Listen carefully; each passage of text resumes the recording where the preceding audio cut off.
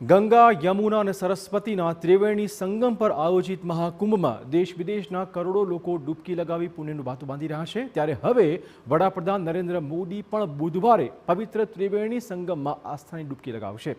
PM Modi બુધવારે માઘ માસની અષ્ટમી તિથિએ પવિત્ર ત્રિવેણીમાં સ્નાન કરશે, જે બાદ તેઓ સંગમના કાંઠે ગંગાની પૂજા અર્ચના કરશે. પીએમ મોદી સવારે 10 કલાકે મહાકુંભમાં પહોંચવાના છે. અહીંયા તેઓ અરેલ ઘાટથી બોટ મારફતે સંગમ પહોંચશે. પીએમ મોદી પ્રયાગરાજમાં લગભગ 1 કલાક રોકાણ કરશે. આ સમય દરમિયાન તેઓ સ્નાન અને ગંગા પૂજા કરીને પરત ફરશે. દરમિયાનમાં તેઓ અખાડા, આચાર્યવાડા, દાંડીવાડાના પ્રતિનિધિઓને મળવાના છે. સીએમ યોગી આદિત્યનાથે પીએમ મોદીની મુલાકાતને લઈને મહાકુંભમાં સુરક્ષા વ્યવસ્થાની સમીક્ષા કરી. મહત્વપૂર્ણ છે કે વર્ષ 2019માં પણ પીએમ મોદીએ કુંભ મેળાની મુલાકાત લીધી હતી. આ દરમિયાનમાં તેમણે ગંગામાં સ્નાન કર્યું હતું અને ગંગા પંડાલમાં સફાઈ કામદારોના પગ ધોયા હતા અને સામાજિક સમરસતાનો સંદેશ પણ તેમણે આપ્યો હતો.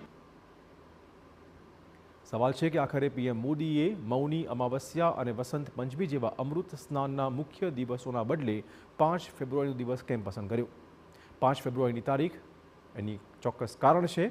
હિન્દુ કેલેન્ડર પ્રમાણે 5 ફેબ્રુઆરીએ માઘ મહિનાની ગુપ્ત નવરાત્રિની અષ્ટમી તિથિ છે, જે ધાર્મિક દૃષ્ટિકોણથી ખૂબ જ શુભ મનાતી હોય છે. આ દિવસે તપશ્ચર્યા, ધ્યાન અને આધ્યાત્મિક સાધના અત્યંત ફળદાયી મનાય છે. એવું મનાઈ રહ્યું છે કે આ દિવસે તપસ્યા, ધ્યાન અને સ્નાન કરનારાઓની બધી ઈચ્છા પરિપૂર્ણ થાય છે. આ ઉપરાંત આ દિવસને ભીષ્માષ્ટમી તરીકે પણ ઓળખવામાં આવતું હોય છે. માન્યતા પ્રમાણે મહાભારત દરમિયાન ભીષ્મ પિતામહ બાણની શૈયા પર સૂતા હતા અને સૂર્ય ઉત્તર તરફ જાય અને શુક્લ પક્ષની રાહ જોતા હતા. માઘ મહિનાના 8મા દિવસે ભીષ્મએ ભગવાન કૃષ્ણની હાજરીમાં પોતાના પ્રાણનો ત્યાગ કર્યો અને તે પછી તેમને મોક્ષ મળ્યો હતો.